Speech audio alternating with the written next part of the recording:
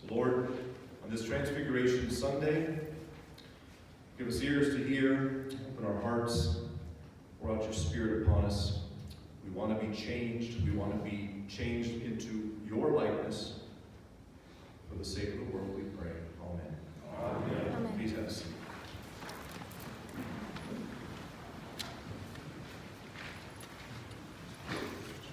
Oh, I tell you what. That little song by Chris Tomlin has got me going. I said, you're lucky Chris Tomlin didn't play last night. I'd be up here for 3 hours preaching. Oh, I love me some Chris Tomlin. I'm getting fired up. That's going to be great. It's probably got to be the biggest Episcopal Church gathering at any contemporary Christian concert in the last 25 years in America. Remember, if you haven't gotten your tickets yet, just go online and get them. We're in section 224. We're taking over the section. Don't be surprised. I might pack some bread and wine. I don't know how I'm going to get past security. I'll celebrate the Eucharist up in section 224. You tell your grandkids about that now, won't you?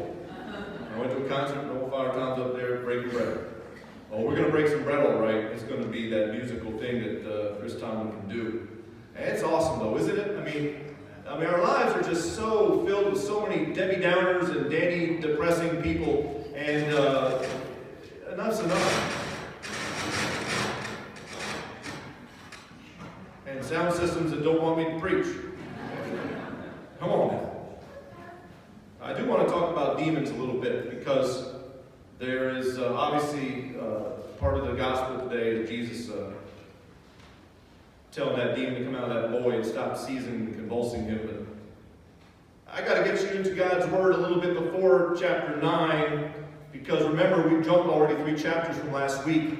Last week we were back in chapter 6, and we were talking about the Sermon on the Plain. You remember that, of course.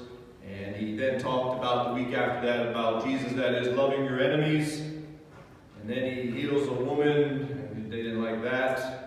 And then he healed some blind people, and they didn't like that.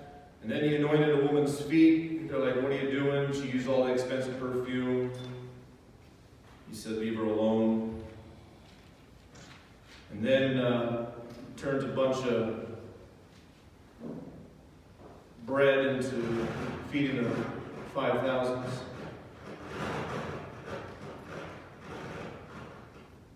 Thank you, Don.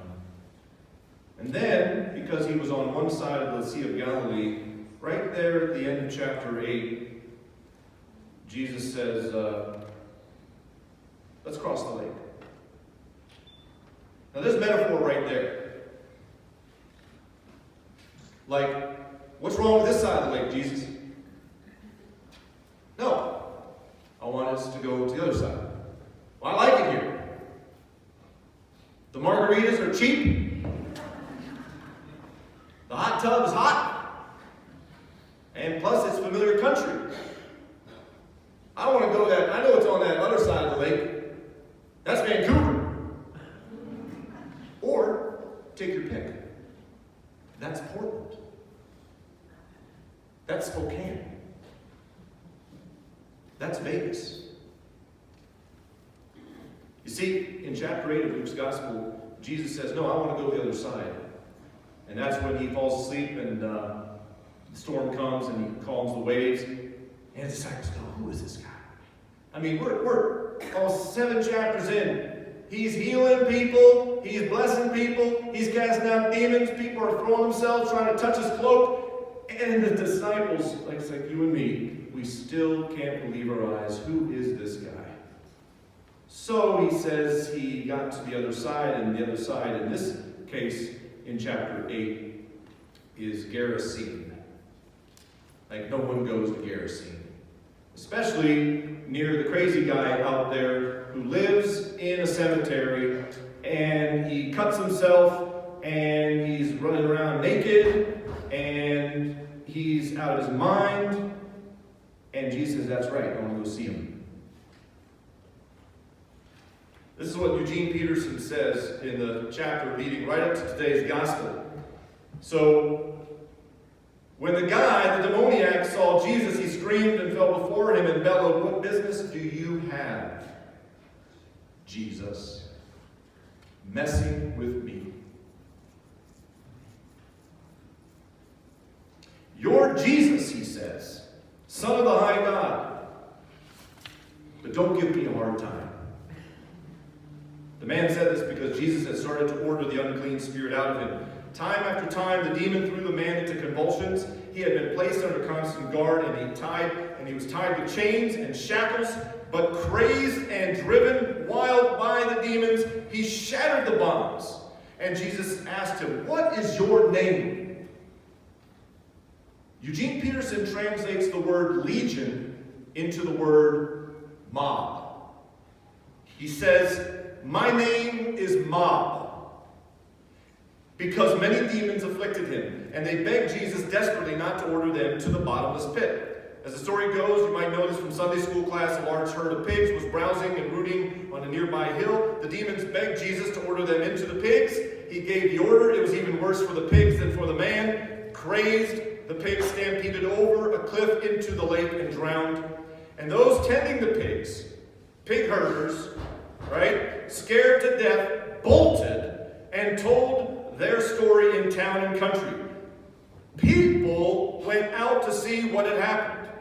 They came to Jesus, and they found the man from whom the demons had been sent, sitting there at Jesus' feet, wearing decent clothes and making sense. It was a holy moment. And for a short time, they were more reverent than curious. I love that. Our attention span is about greater than a gnat. And anybody who has children or grandchildren or great-grandchildren knows, for that generation, it is like,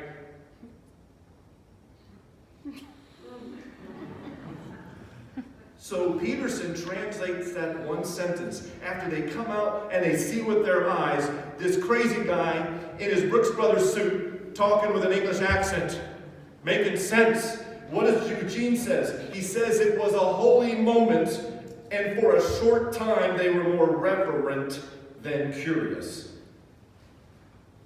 You know what's coming next now, don't you? Then those who had seen it happen told how the demoniac had been saved. And here it comes.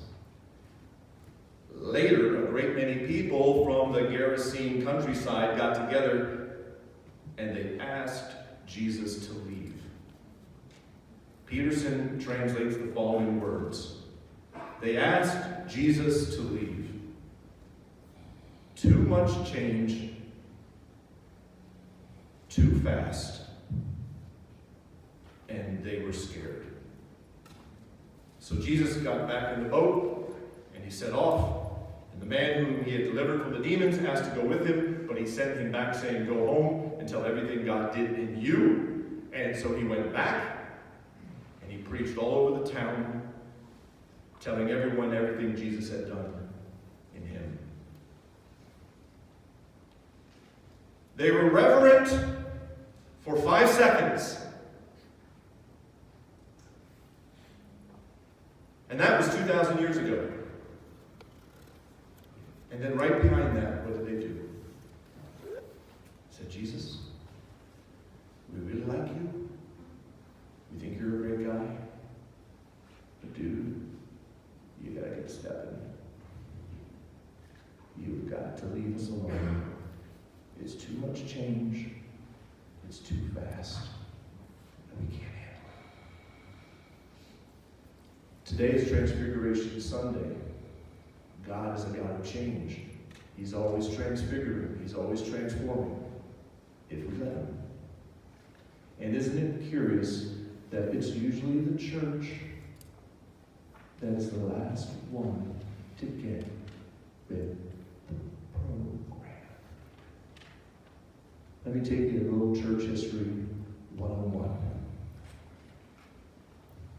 They couldn't handle Jesus and his love ethic for everybody back then, and we can't handle it now. I've said it before, my favorite rock album of all time is the double album from 1981, Pink Floyd, The Wall. Yes.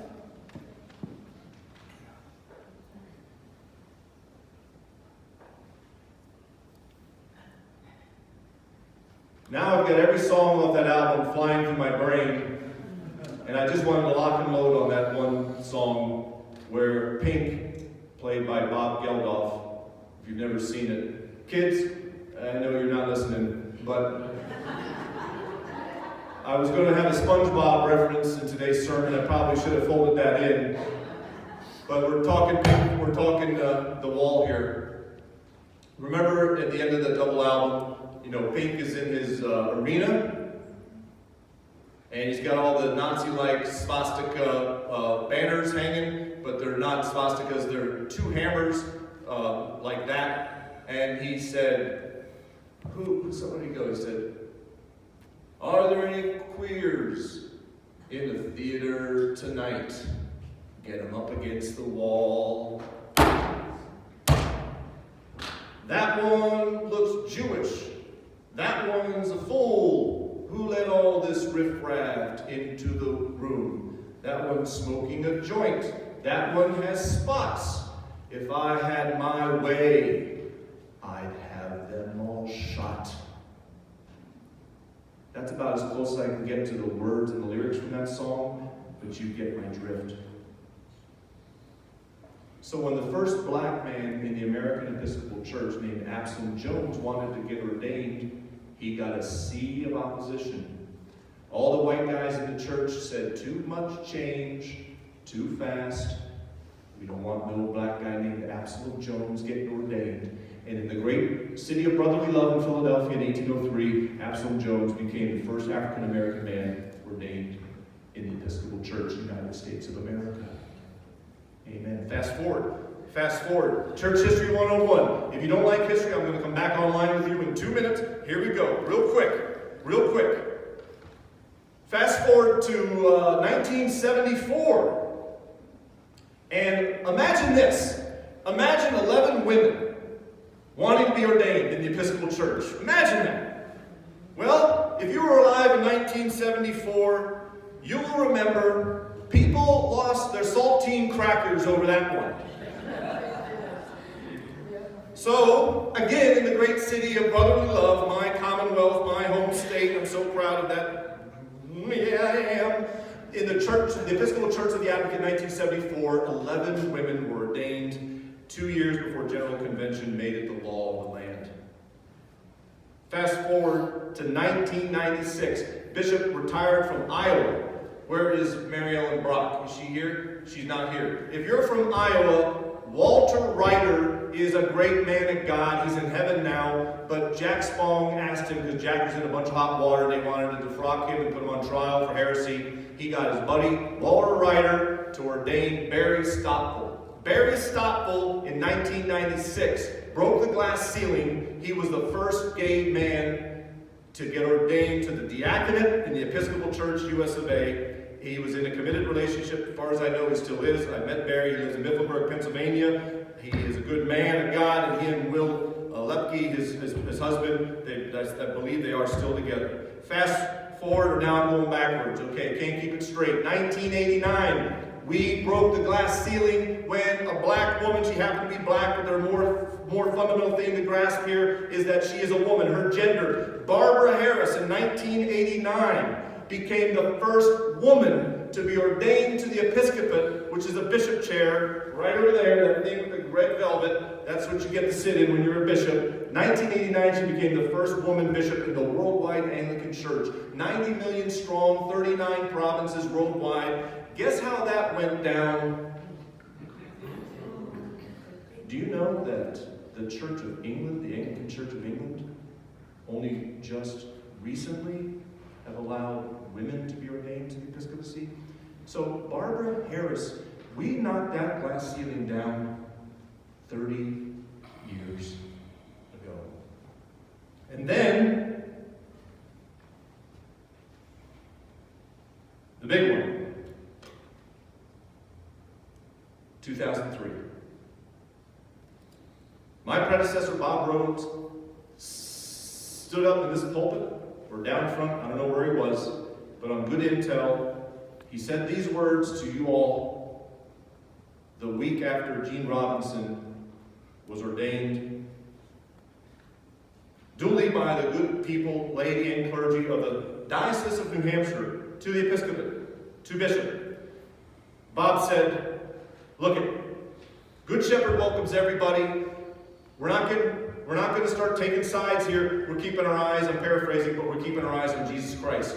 That's what brings us through the door, and that's how it's going to be as long as I'm the rector. Does anybody remember that? Raise your hand if you remember being in church that Sunday. Did I get that right?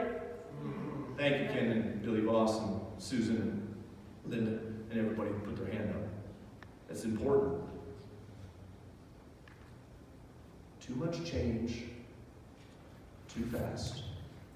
And Jesus, you need to leave now because we're scared.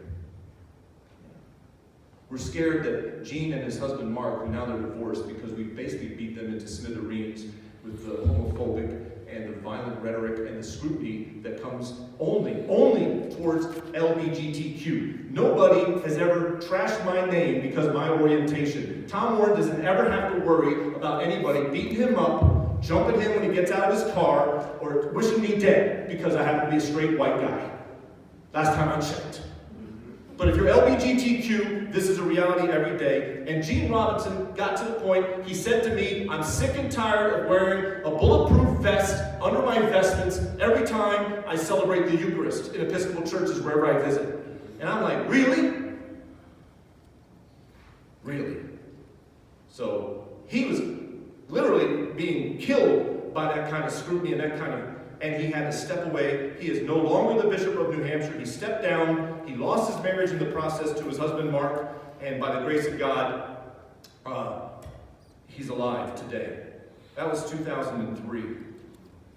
And then right after that, 2004, General Convention blessed the ceremony, the liturgical rite of same-sex marriages in the Episcopal Church. That was right after and that led to the further the schism. You know, there's another Episcopal church in America, Anglican Church of North America. They got their own bishops and they got their own clergy. I got friends in that tradition. They think I'm crazy for letting everybody through the door. I think they're crazy because they don't follow what Jesus wants, and that's love everybody so you can get how we get. It's amazing, right? We're so sophisticated, but yet we can't understand what all Jesus is trying to do is trying to just heal people and let people in and tell them they're beloved, and it's going to be okay. Tom, you don't have to worry, or my friend, I've said to him, dude, what are you so worried about? Are you afraid that your marriage is going to be impacted by a gay couple and their marriage? What are you afraid of? I say to him. He said, no, you don't understand. I said, well, help me understand. And then in 2012, our General Convention approved the ordination of transgender people to the priesthood. Which means, some of you are sitting here like, why are you telling me all this? I'm just keeping it biblical. Jesus is doing a new thing, right? In our midst with the Garrisonian demoniac. Plus, there's 8 chapters before the Garrisonian demoniac gets healed, of people getting healed and him washing people's feet and healing the blind and the lame and the crazies and the rich and the poor. And he's healing them all. And the villagers are like, you got to leave. You got to get the step, and I can't take it. It's too much. It's too fast, and I'm scared to death. Jesus, leave us alone. You would think, after all of that in the last 2 weeks, Mother Church in England, Mother Church, the Archbishop of Canterbury, who is our leader of the 90 million worldwide Anglicans across the globe, he has basically no real power to influence autonomous provinces across the world, right? The Archbishop of Canterbury, Justin Welby, cannot tell the American Church and Michael Curry what to do. We are divvied up as Anglican provinces: America, South Africa, Uganda, Nigeria, Scotland, New Zealand, Australia, Brazil. We are divvied up and we are left to our own devices to be autonomous, democratically elected clergy, and you guys. Bishops do not get elected unless there's two ballots, a clergy ballot and a layperson ballot. It's how it works. The two houses of Congress in Washington, D.C. were created. That bicameral system was created out of the Episcopal Church's bicameral House of Bishops and House of Deputies. Because all those early men in the houses of Congress, in the constitutional colonies, right, most of them were Anglicans, and that's how they set it up, so we have checks and balances. And I know, don't ask me, how's that working for you, Tom? But you got to believe it's really the best way to go forward. Because this, and I'm very biased, I'm an American Episcopalian. We in America, Episcopalians I'm talking, have the most democratic polity of any province in the world. That's okay. I like it because I like diversity. I like it because it's a Jesus thing. He surrounded himself with a lot of people who did not look like him.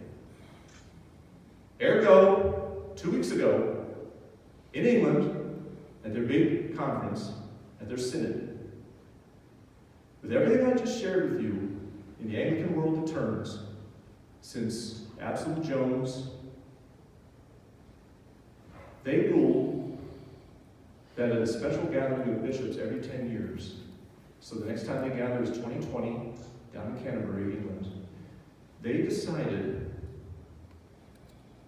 to ban the spouses of bishops who are in same-sex marriage. And here's the deal. This is for your edification and for your to take to prayer, to ask Jesus to forgive us. It gets a little bit even more swarmy when Archbishop Welby wrote a personal letter in December, knowing this was where the vote was going to go, to the Bishop of the Diocese of Los Angeles in California. And her name is Mary Glasspool. And Mary has been with her wife for like 30 plus years. And Mary is a godly woman who loves Jesus and his people. He wrote her a letter trying to explain to her how much it pains him to not allow Mary's spouse to come with for this important meeting. And that he feels her pain, I'm paraphrasing, and he wishes it could be different.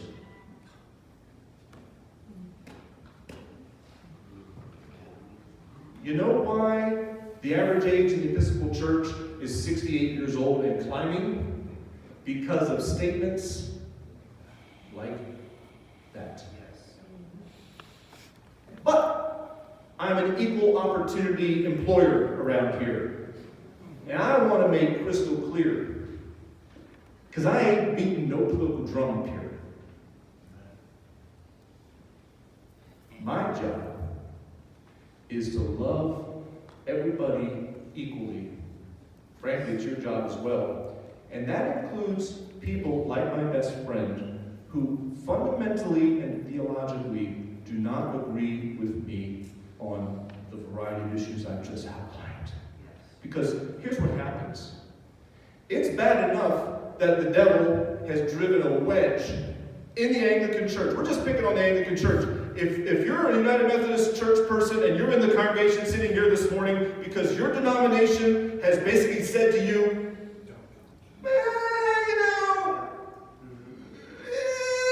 we'd rather you gay folk and you lesbian folk and you transgender folk and you bi folk and you queer, we'd rather you just, be quiet. And if you really want to get ordained, you just got to remain celibate. That's the second biggest Protestant denomination in America, basically drawing a line in the sand and saying, we welcome you. What do they have? Open hearts? This is the method. I'm going to pick on the Methodists. Equal opportunity employer. Open hearts, open minds, and open doors. Yeah, right. I can say unequivocally, Good Shepherd. We're walking that walk. I hired a gay woman in a committed relationship 9 years ago.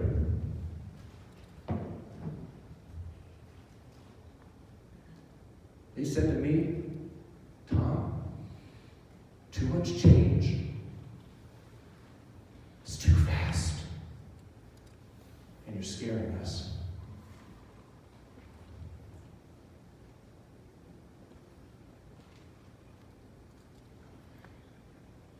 It's the same thing that I'm talking about.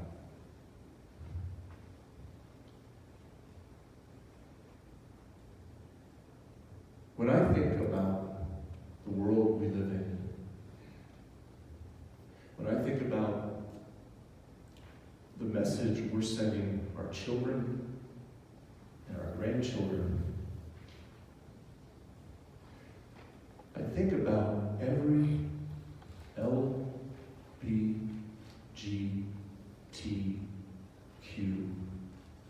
And now there's like 3, and I'm not being funny here, there's like 3 more letters.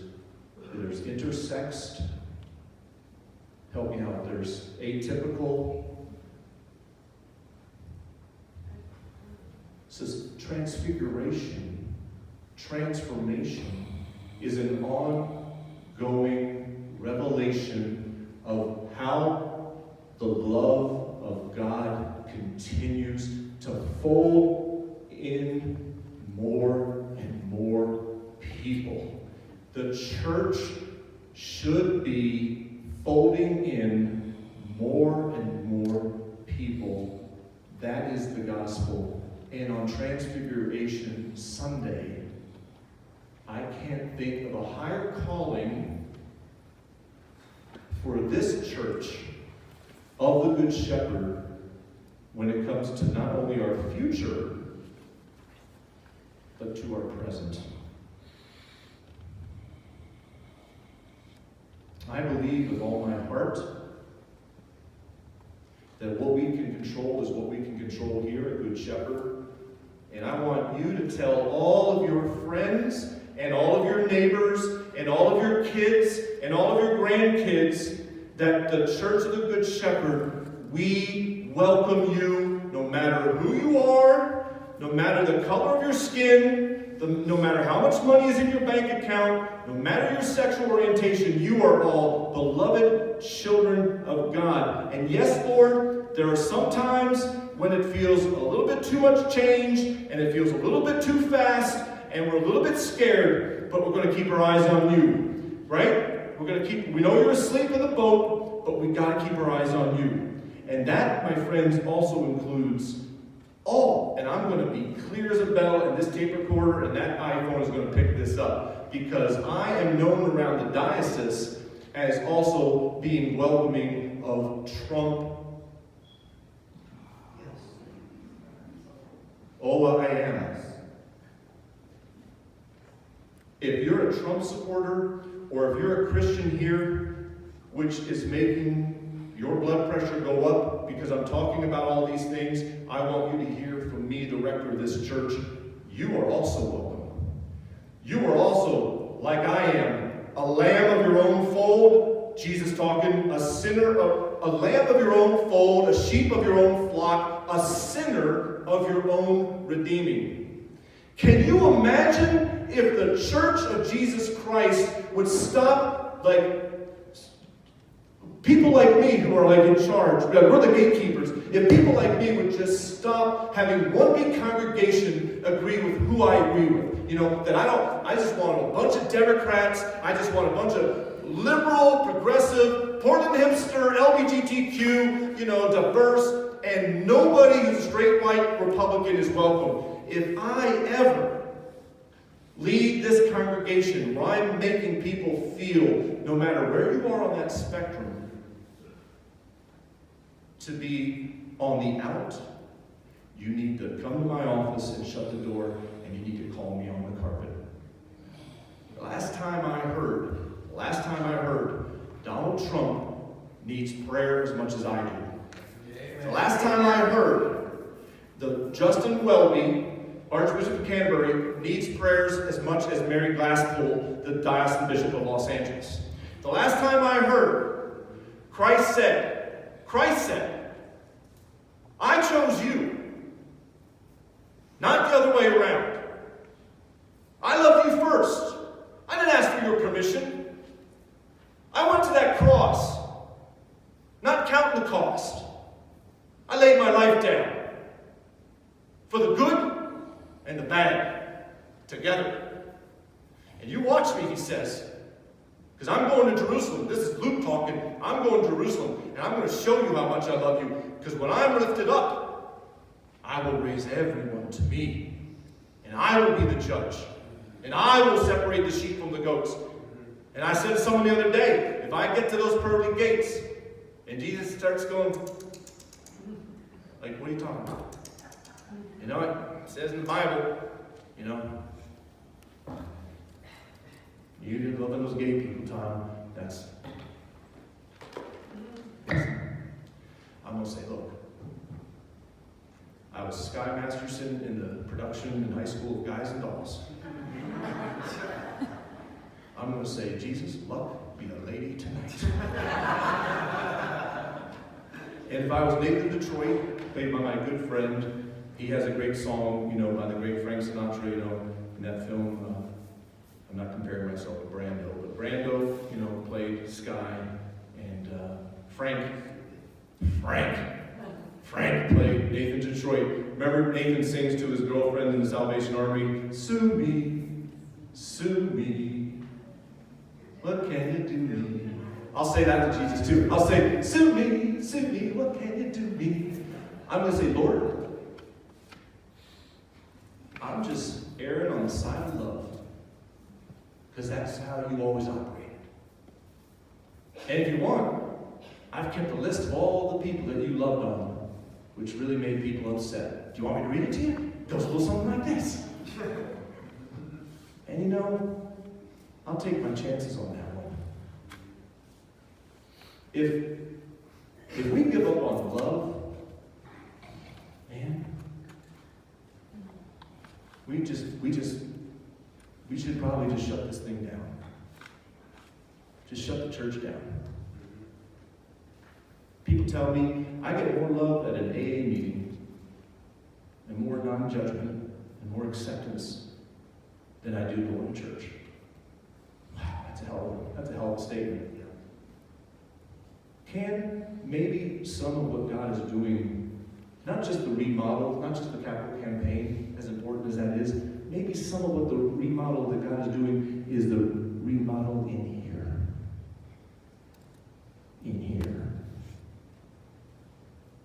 So next time I'm in Portland, I don't have to be afraid when I see a man who's clearly out of his mind coming towards me. Because in the world I live in, if I can walk towards him in love and not judge him for what is clearly a brain attack which he's having, maybe that's good enough. I'm not picking on the officers, but we had another human being die this week in our town who was having a brain attack. And we didn't quite know how to handle that. And I know he was waving guns, and that's scary as all get out. But I think of my puny little brain, could there have been some way for the young man to know it's okay. He doesn't need to be swinging the guns around. He can just put them down and no one's going to get hurt. No one's going to get hurt. See, that's the church. That's the mark of the church.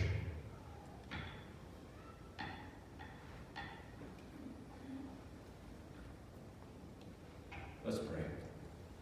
So, Heavenly Father, we got a lot of work to do, and it starts with us. It starts with the man and the woman in the mirror. It starts with us checking ourselves and making sure we're as loving as we can be. And in those places where we're not so able to love, maybe, that your grace would fill those gaps and help transfigure us and into your likeness. That's all we really want to be and do, is be like you. And so we ask you, Lord, to continue to pour out your Spirit on us individually and also corporately, called the Church of the Good Shepherd. And also I'm going to lump in the National Episcopal Church, the UMC, all those Christian denominations, we'll say, and also the Worldwide Anglican Church. We pray, Lord, that you would continue to transfigure us, transfigure your church into the body of Christ, which is loving and accepting of all of your children. We ask this in Jesus' name. Amen. Okay. A little point of privilege here. Let's